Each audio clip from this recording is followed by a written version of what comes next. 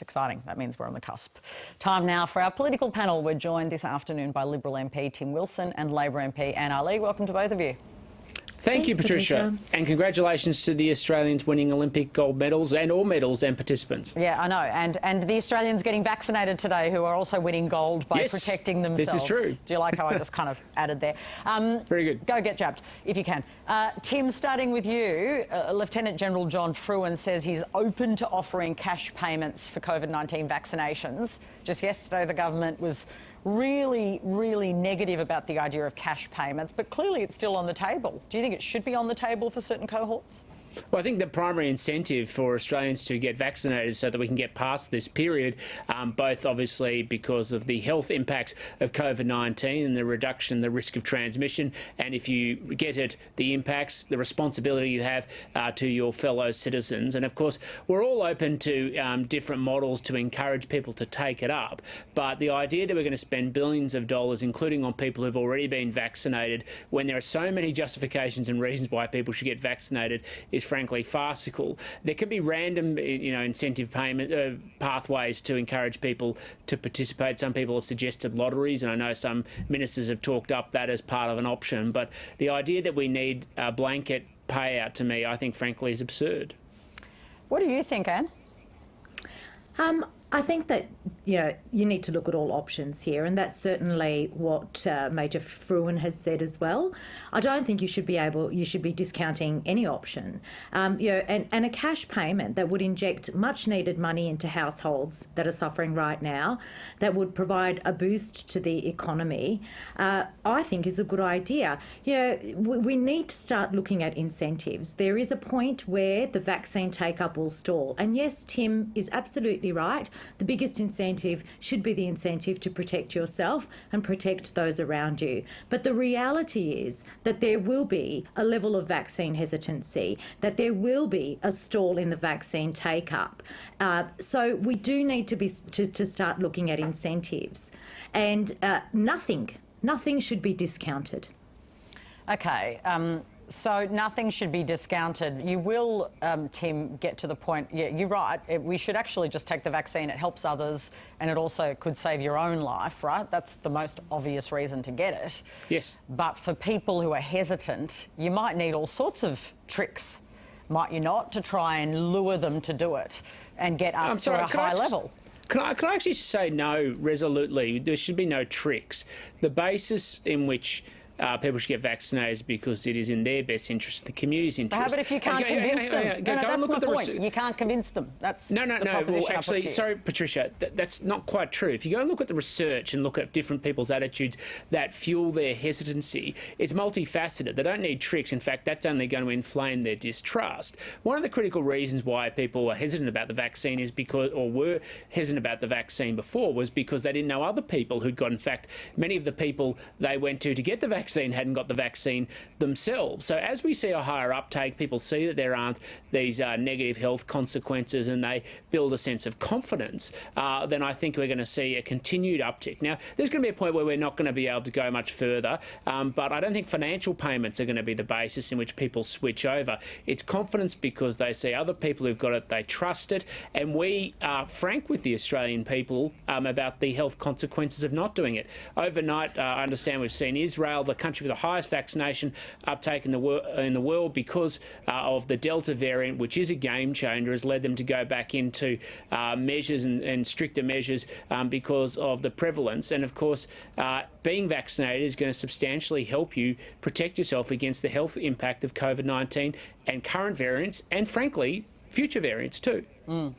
Okay, I want to park that story and not talk about that, but actually talk about Grace Tame and what she's had to say. And I'm going to start with you, Anne Ali. She's not happy with the decision to make Christian Porter the acting leader of the House. She says it's a proverbial slap in the face to the entire nation, given the serious allegations against him. But he strenuously denies them, as you know, Anne Ali. So why have you, as well, I mean, the Labor side of politics, been so critical about the decision? I read Grace Tame's op-ed and I thought she made the point very eloquently.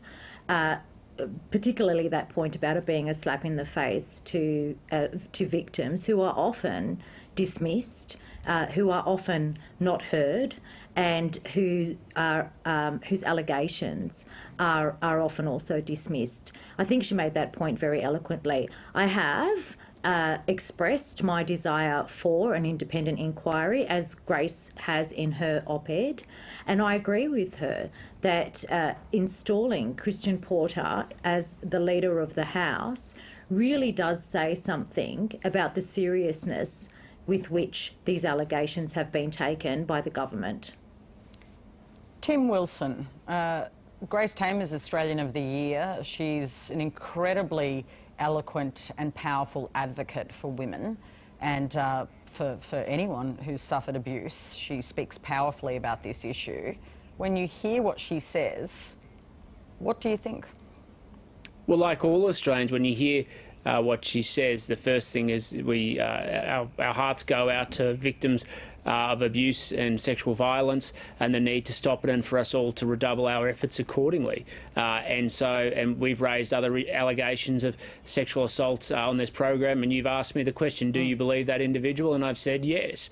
But I also believe that if you want action to be taken against people who have perpetuated sexual violence and the like, then you need a system of law that establishes the case, tests the allegations, and then leads either to them being exonerated or a prosecution. Now, the law is not perfect, but it is what it is. And I think this kind of judgment in the absence of due process of the Attorney General and the acting Leader of the House, I think is very dangerous, because people can make all sorts of allegations against people, provide no evidence, and on the basis that Anne has just outlined, they're judged basically to be guilty rather than innocent. And so the law protects every Australian. It doesn't matter who you are or the circumstances, and I think to try and pervert it for political gain, which I believe is what, unfortunately, Anne is doing, I think she should know better. No, I'll take you to Grace Tame. Wait, it's not my at turn. all. I'm asking you about Grace Tame. She's saying that clearly this is pretty triggering for victims of sexual assault and abuse. Now, yes, it's an alleged crime. Sadly, the woman who was making this allegation is deceased, right? We know that. That's part of the facts here. But the government didn't need to install him in this role this week. You could have been sensitive to the feelings of the many victims in this country, and yet the government wasn't. Well, the decisions that should be made are based on who's to serve in Parliament as decisions for the people.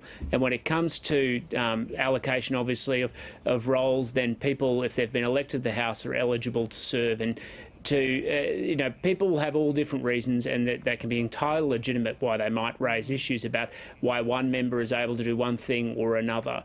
But when it comes down to it, we have a system of law. And I'm sorry, I'm just not prepared to trash our system of laws. It's too important a principle because it protects every single Australian, including those people who are victims of sexual violence, sexual assault, and it's a very dangerous precedent to overturn. Anne Ali, is it trashing the legal system? If I may, Patricia, I think Tim is drawing his big long bow again here. I'm sorry, I'm not. You well, are, unless you're prepared to make an allegation. Just wait. Anne's responding to you now. Go on.